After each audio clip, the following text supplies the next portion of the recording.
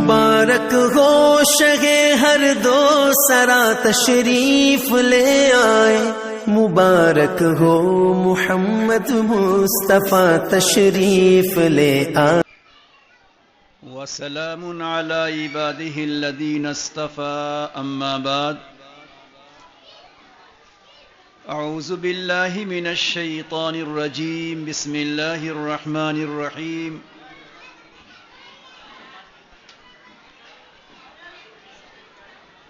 قل هل يستوي الذين يعلمون والذين لا يعلمون صدق الله العظيم سبحان ربك رب العزة عما يصفون وسلام على المرسلين والحمد لله رب العالمين اللهم صل على سيدنا محمد وعلى آل سيدنا محمد وبارك وسلم اللهم صل على سيدنا محمد وعلى آل سيدنا محمد وبارك وسلم اللهم صل على سيدنا محمد وعلى آل سيدنا محمد وبارك وسلم۔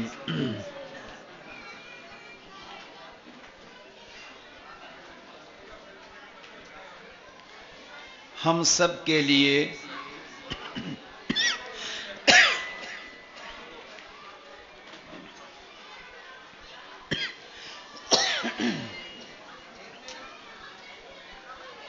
سعادت مندی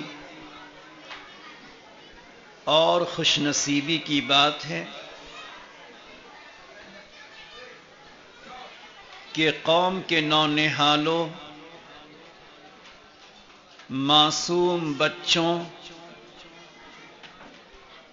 اور بچیوں کے اس خوبصورت پروگرام میں شریک ہوئے۔ بچے اور بچیوں نے اچھے انداز میں ہمیں آپ کو پروگرام سنایا۔ آپ حضرات نے دل کھول کر ان بچوں کی ہمت افزائی کی ہے۔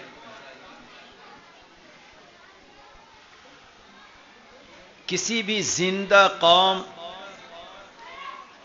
اور کسی بھی بیدار قوم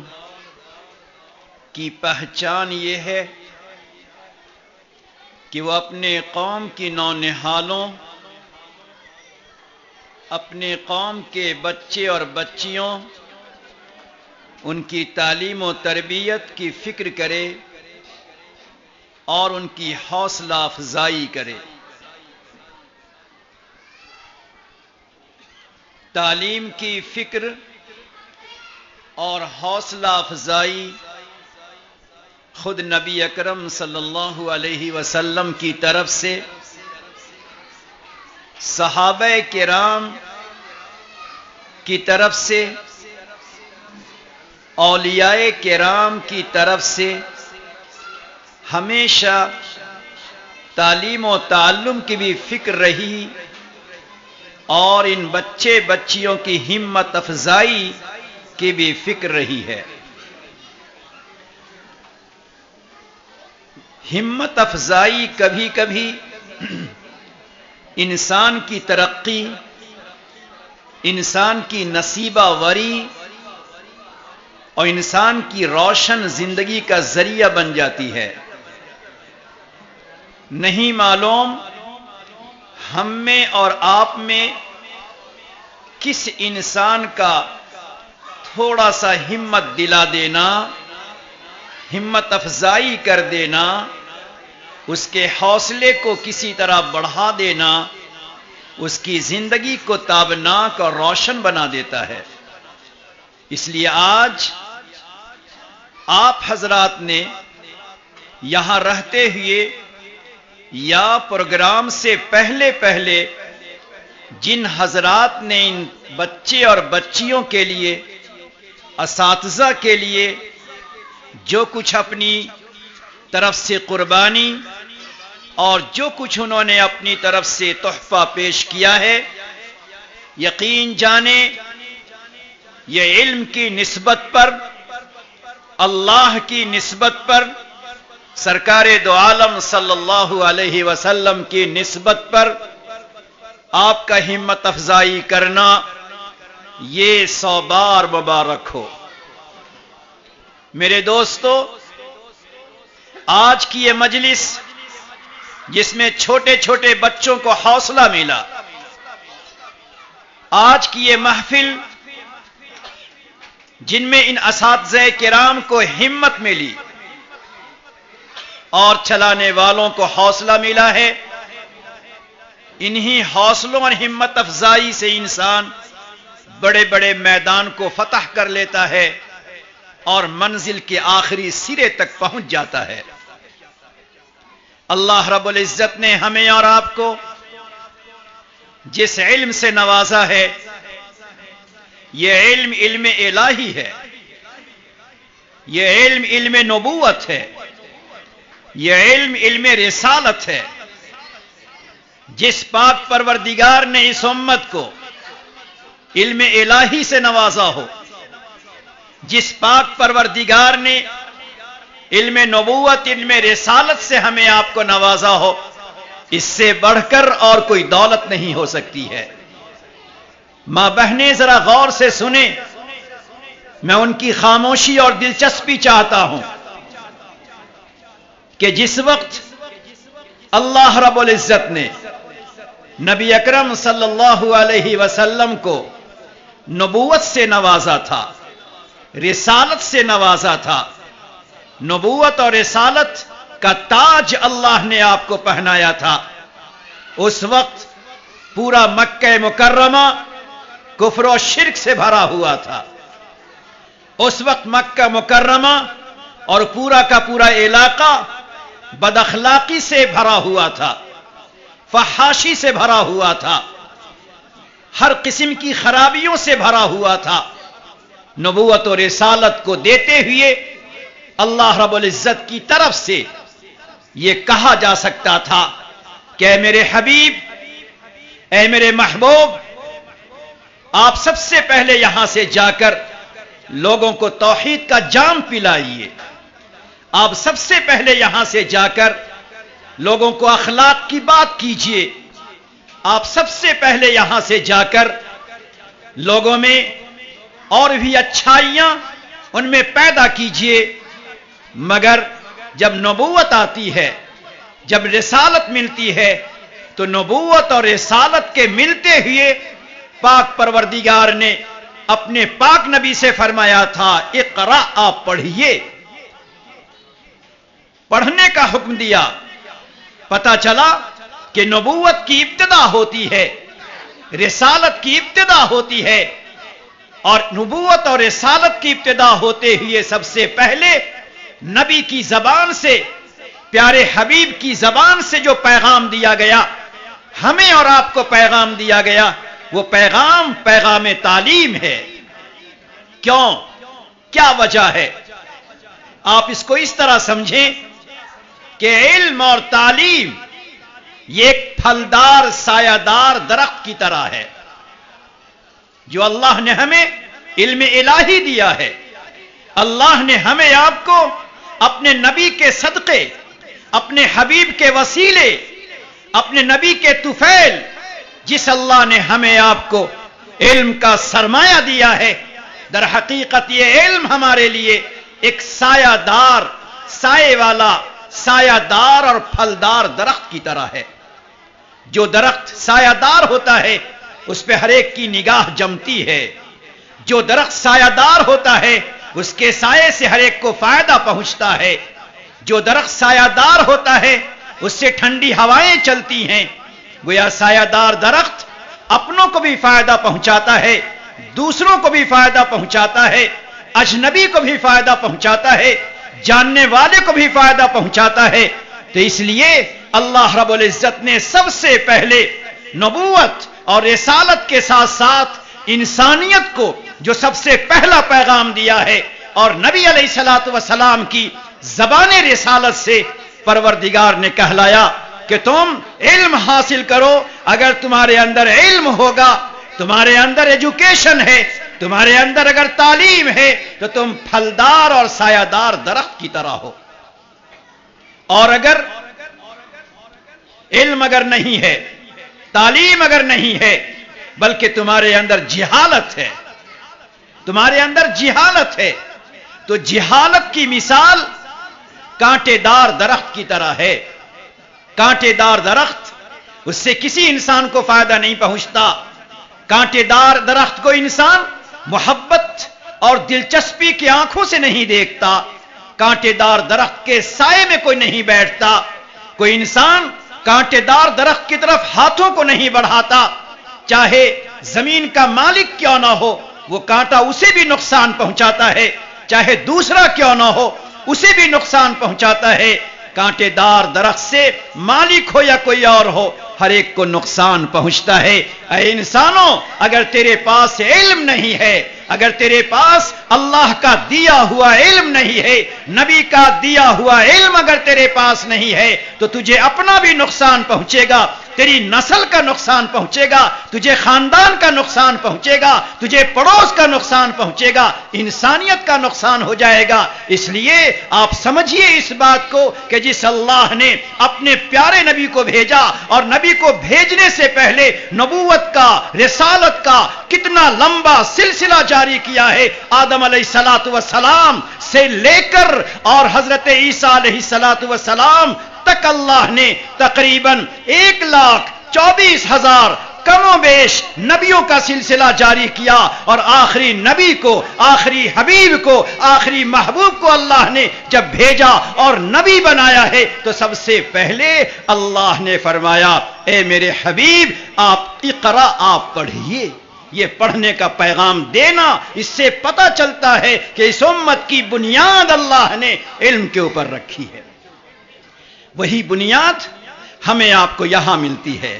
وہی پیغام ہمیں آپ کو ان مکاتب میں ملتے ہیں، وہی پیغام ہمیں ان مدارس میں ملتے ہیں۔ اس لیے میرے دوستو، اگر ہمیں زندہ قوم رہنا ہے، میں اپنی ماں بہنوں سے کہنا چاہتا ہوں، اپنے دوستوں سے کہنا چاہتا ہوں، جوانوں سے کہنا چاہتا ہوں، اگر ہمیں زندہ قوم رہنا ہے، تابندہ رہنا ہے، روشن رہنا ہے، اللہ کا محبوب بن کے رہنا ہے، نبی کی شفاعت کو پانا ہے، اور نبی کے عشق و محبت میں اگر زندگی گزارنا ہے، تو سب سے پہلے ہمیں علم کے زیور سے، سب سے پہلے علم کے گلدستہ سے ہمیں آراستہ اور مزین ہونا پڑے گا۔ میری ماں بہنیں، ذرا غور سے سننا، آج جو دنیا کی تعلیم ہے، دنیا کی جو تعلیم ہے اپنی جگہ پر، مگر ابتدا سے لے کر بہت دور تک اگر آپ غور کریں گے تو بہت سی ایسی چیزیں ملیں گی آپ کو۔ دنیا کی تعلیم اپنی جگہ، مگر اس تعلیم کا جو نظام ہے، اس ایجوکیشن کا جو سسٹم ہے، پورا جو اس کا سلیبس ہے، سسٹم ہے، اس نظام، اس سسٹم پہ اگر آپ غور کریں گے تو کہیں نہ کہیں آپ کو توحید کے خلاف کچھ ملے گا، کہیں نہ کہیں رسالت اور نبوت کے خلاف کچھ ملے گا، کہیں نہ کہیں علم الہی قرآن کریم کے بارے میں کچھ آپ کو ملے گا۔ لیکن ہمارے اکابر نے، ہمارے مشائخ نے، ہمارے اولیاء کرام نے، چاہے حضرت معین الدین چشتی اجمیری رحمت اللہ علیہ ہوں، چاہے خواجہ نظام الدین اولیاء رحمت اللہ علیہ ہوں، چاہے صابر کلیری رحمت اللہ علیہ ہوں، جتنے بھی ہمارے اولیاء گزرے ہیں، مشائخ گزرے ہیں، اولیاء اللہ کے ولی گزرے ہیں، ان تمام نے دیکھا کہ ہم ایک ایسی ملک میں رہتے ہیں، ایک ایسی جگہ پہ رہتے ہیں جہاں توحید کو خطرہ ہو سکتا ہے، جہاں نبوت اور رسالت کے عقیدے کو خطرہ ہو سکتا ہے، جہاں قرآن کریم سے رشتہ کمزور ہو سکتا ہے، جہاں نبی سے رشتہ کمزور ہو سکتا ہے۔ تو ہمارے ان علماء نے، مشائخ نے، اولیاء نے، قطب ابدال نے تعلیم کا ایک ایسا نظام مرتب کیا ہے، تعلیم کا ایک ایسا نظام، ایک ایسا سلیبس، ایک ایسا سسٹم تیار کیا ہے جہاں توحید مضبوط ہوتی ہے، جہاں توحید کی حفاظت ہوتی ہے، جہاں پیارے نبی صلی اللہ علیہ وسلم سے رشتہ مضبوط ہوتا ہے، جہاں قرآن کریم سے لگاؤ اور تعلق بڑھتا ہے، اور جہاں انسان میں انسانیت اور اخلاق زندہ ہوتا ہے۔ آپ دیکھیں، ماں بہنیں ذرا غور سے سنو، جب صبح ہوتی ہے، چھوٹا سا بچہ قرآن کریم لے کر اپنے گھر سے نکلتا ہے، ماں، میں کہنا چاہتا ہوں ماں بہنوں کو، یہ تیرا ہاتھ کتنا مبارک ہے، یہ تیرے آنچل کتنے مبارک ہیں، یہ تیری اوڑھنی کتنی مبارک ہے، یہ تیری آنکھیں کتنی مبارک ہے کہ صبح ہوتی ہے یا شام ہوتی ہے، جب مکتب کا ٹائم آتا ہے، اس وقت تم اپنے مبارک ہاتھوں سے مبارک قرآن لے کر اپنے معصوم ننھے سے بچے کو قرآن پکڑاتی ہو، اور وہ بچہ قرآن پیچھے اپنے پیٹھ پہ نہیں لاتا، بلکہ مائیں اپنے بچے کو قرآن سینے سے لگا کے روانہ کرتی ہیں۔ ماں بہنیں کبھی غور کیا، آپ کا وہی بچہ جب اسکول کو جا رہا تھا، ٹیوشن کو جا رہا تھا، بستہ لٹکا رہا تھا، تو اس کا بستہ، اس کی اسکول کا بیگ آپ اس کے پیٹھ پہ لاد رہے تھے، پیچھے کو لاد رہے تھے،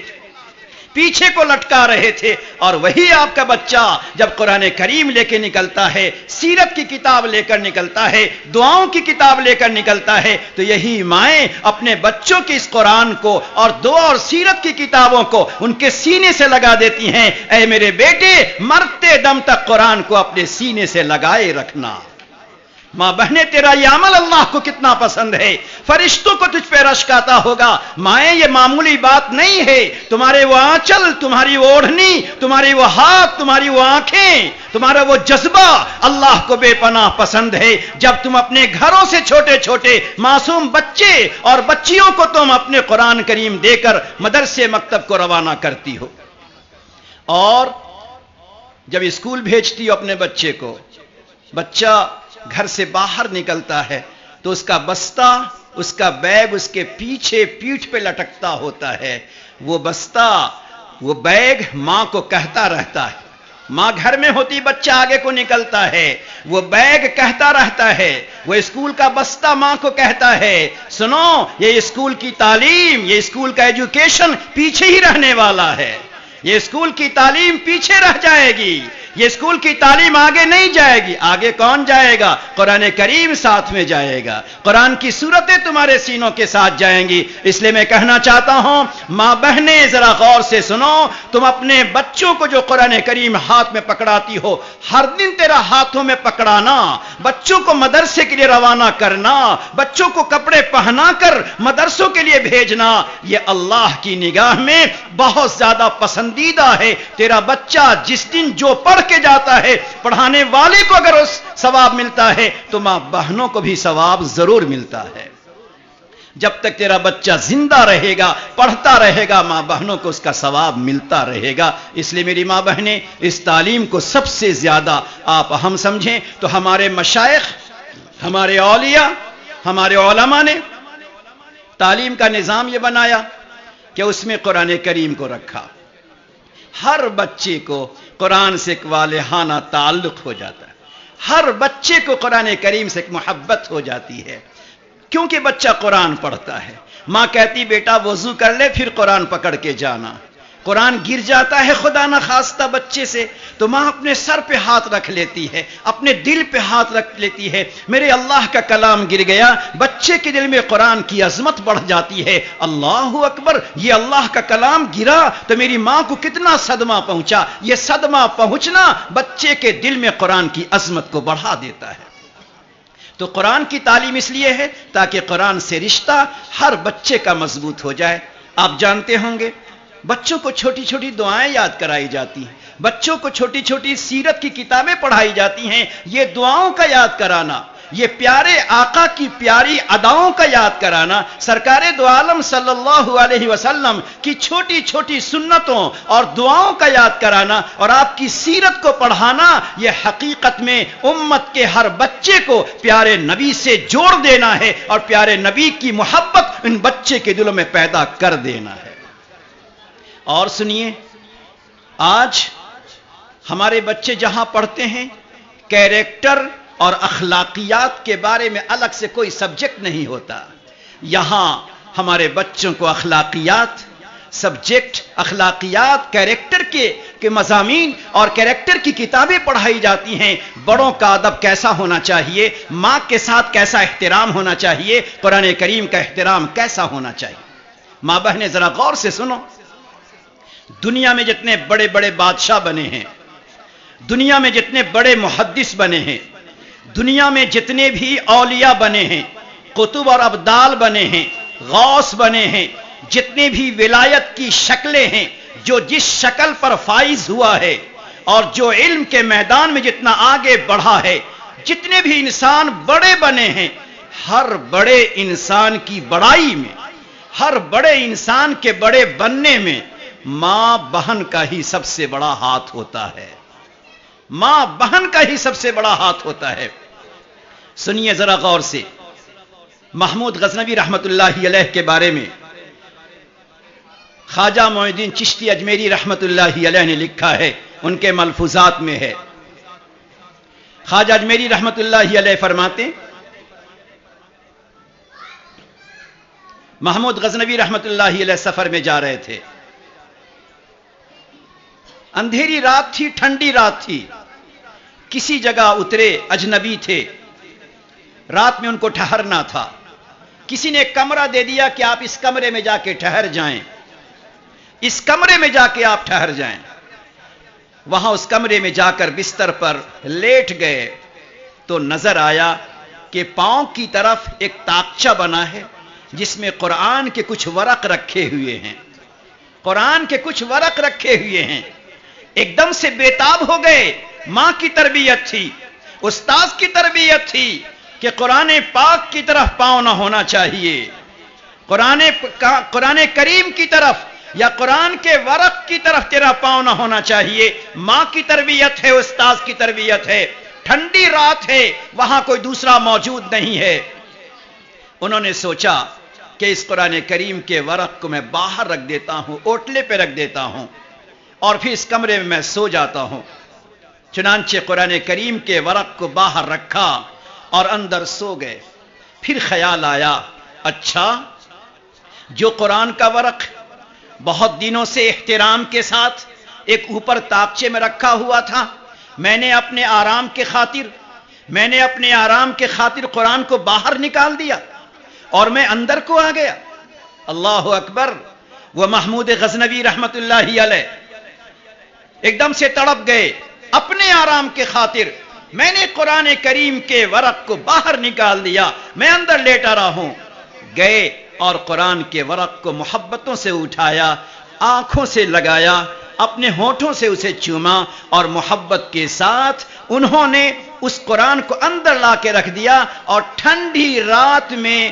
کمرے کے باہر اوٹلے پر ٹھنڈی حالت میں پوری رات سوتے رہ گئے۔ خواجہ اجمیری رحمت اللہ علیہ فرماتے ہیں، پروردگار کو، رب کریم کو قرآن کریم کا یہ ادب، قرآن کریم کا یہ احترام، قرآن کریم کی یہ محبت اتنی پسند آئی کہ اللہ تعالیٰ نے بہت بڑی سلطنت اور بہت بڑی حکومت اللہ نے ان کو عطا فرمائی ہے۔ ماں بہنیں،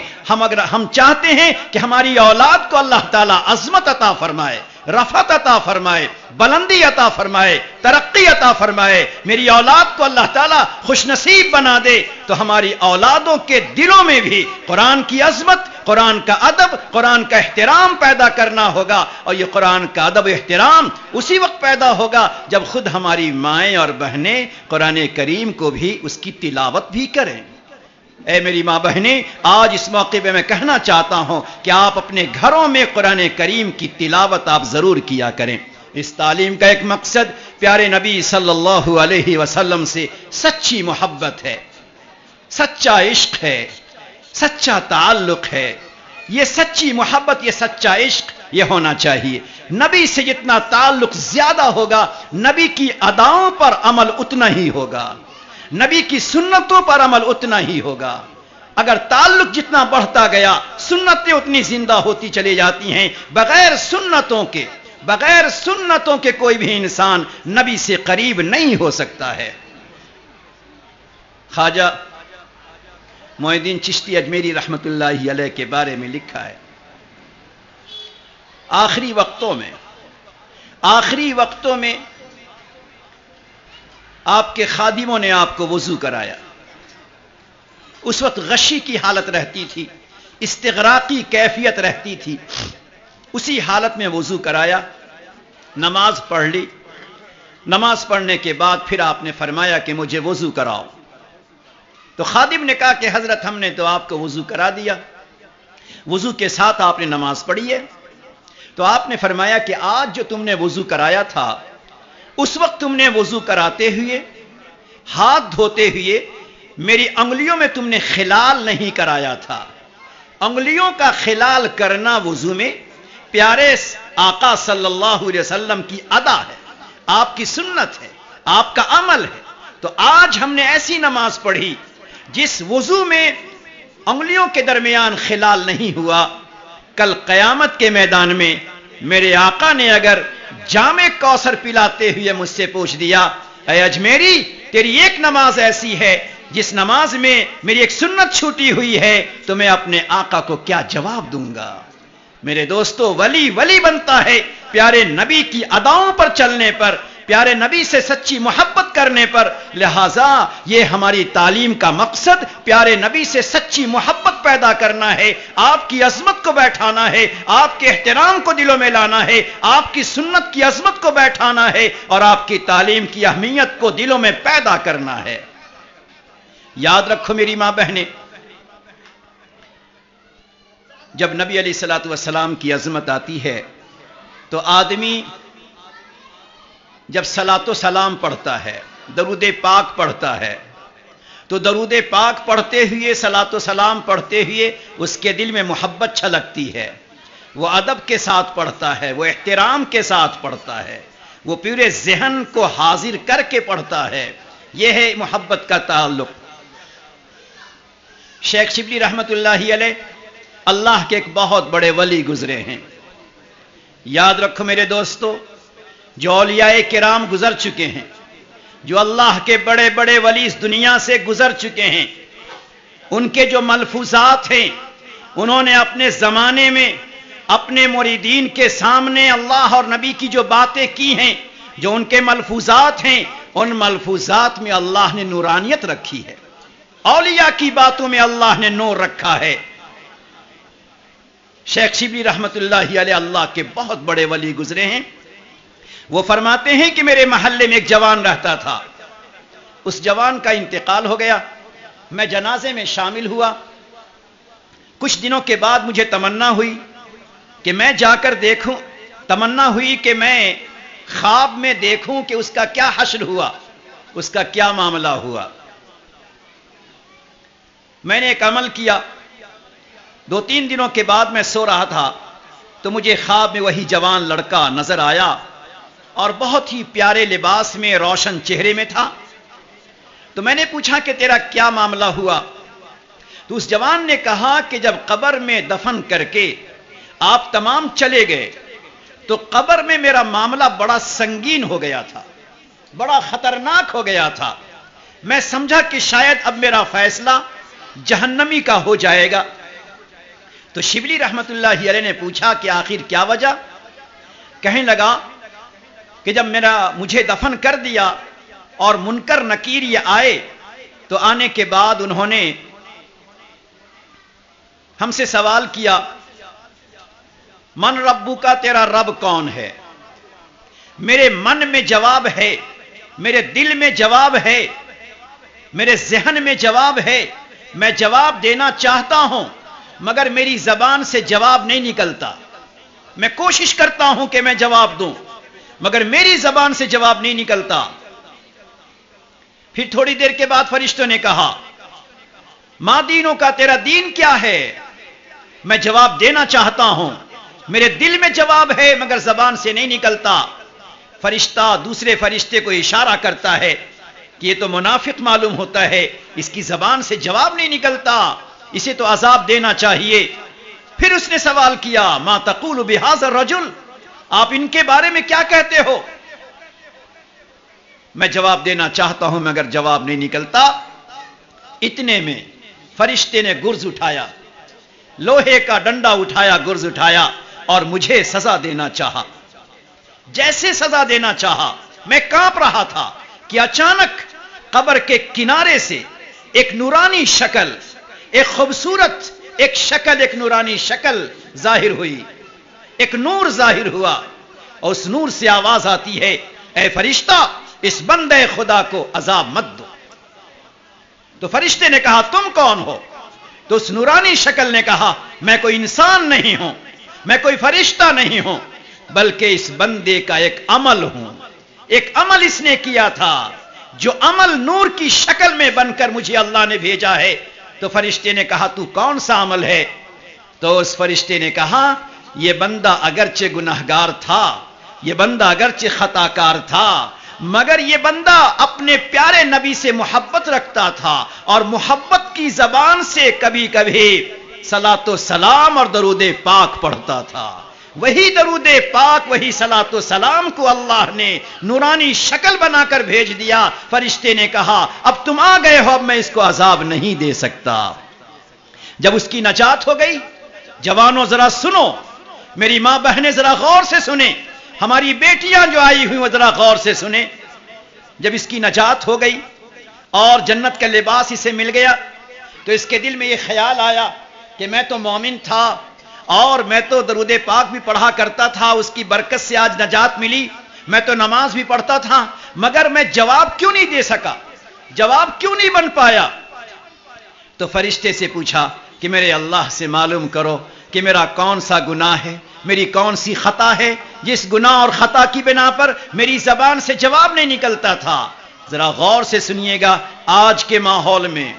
تو اللہ کی طرف سے جواب دیا گیا میرے بندے تم اچھے ہو، نیکوکار بھی تھے، مگر اپنی زبان سے ہمیشہ دوسروں کی غیبت کرتے تھے، تیری زبان سے غیبت نکلتی تھی، برائی نکلتی تھی، عیب نکلتا تھا۔ چند عورتیں ایک جگہ جمع ہو جاتی ہیں، فلاں ایسا فلاں ایسا، فلاں کی بیٹی ایسی فلاں کی بہو ایسی، یہ عیب جوئی ہوتی ہے۔ اللہ نے کہا جب تو اپنی زبان سے میرے بندے میرے بندیوں کی غیبت اور برائی کرتے تھے، مجھے وہاں پسند نہیں تھا، تم قبر میں آئے تو قبر میں آ کر تیری زبان سے تیرا جواب دینا بھی مجھے پسند نہیں آیا۔ یہ تو نبی کا صدقہ تھا، یہ تو نبی کا طفیل تھا، یہ تو نبی کا وسیلہ تھا کہ درود پاک کی برکت سے اس کی نجات ہو گئی۔ میرے دوستو، قرآن کی عظمت دل میں آ جائے، پیارے نبی صلی اللہ علیہ وسلم کی عظمت دلوں میں آ جائے، سچا تعلق ہمارے اندر آ جائے، پیارے نبی کی ادائیں ہمارے اندر آ جائیں۔ جب تک پیارے نبی کی ادا نہ ہو، آپ کی سنت نہ ہو، آپ کا اسوہ نہ ہو، آپ کا طریقہ نہ ہو، شب و روز رات و دن کی زندگی پیارے نبی کے طریقے پر نہ ہو، ہم کامل اور مکمل آپ کے عاشق و محبوب نہیں ہو سکتے ہیں۔ اگر ہم چاہتے ہیں کہ پیارے نبی کے عاشق اور محبوب بنے، تو پہلی شرط یہ ہے کہ ہم آپ کی سنتوں پر چلتے ہوں۔ شیخ عبد القادر جیلانی رحمت اللہ علیہ کا ملفوظ ہے، آپ فرماتے ہیں اگر کسی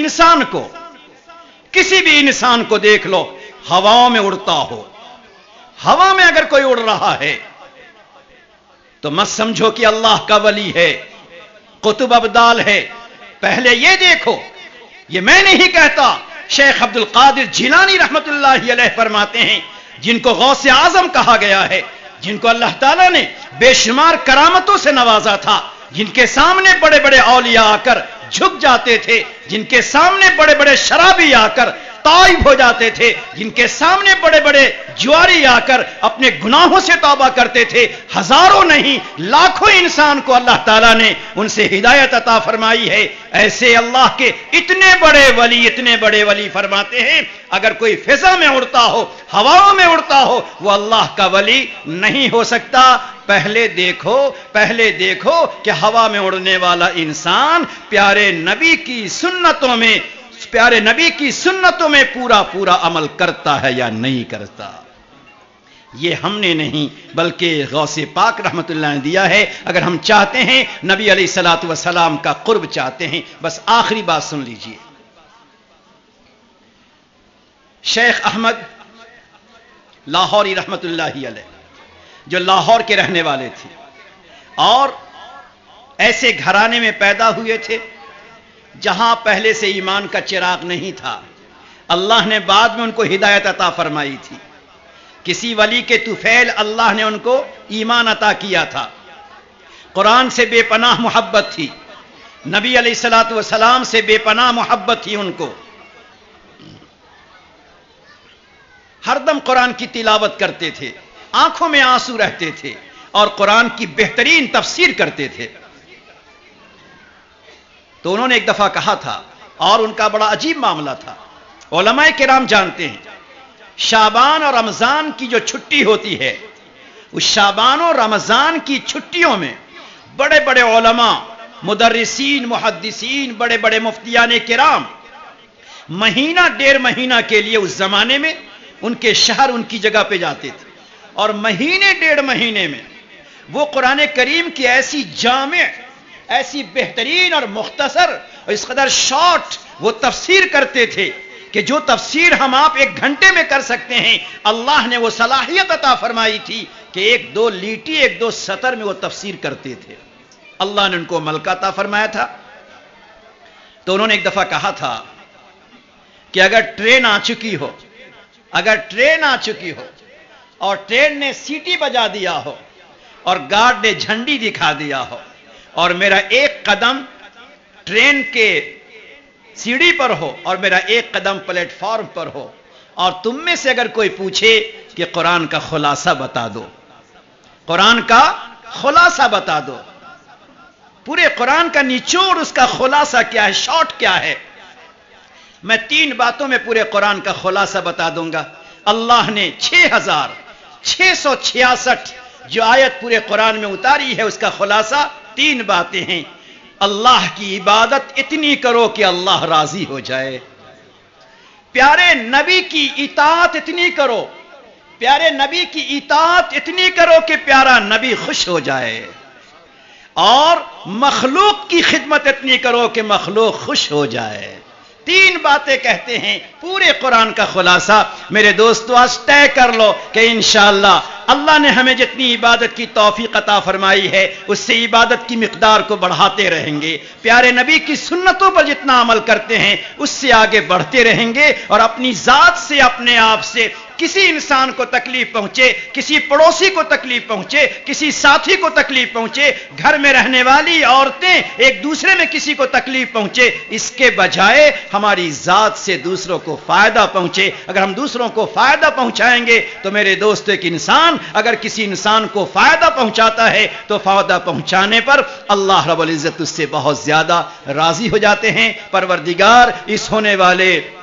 جلسے کو بہت بہت قبول فرمائے، آپ کا آنا، آپ کا بیٹھنا اللہ کے ہاں قبول ہو جائے، ہم تمام کی نجات کا ذریعہ ملے، نبی اکرم صلی اللہ علیہ وسلم کے دست مبارک سے ہم تمام کے جام کوثر پینے کا ذریعہ بن جائے۔ اللہ ان باتوں پر ہمیں اور آپ کو عمل کرنے کی توفیق عطا فرمائے۔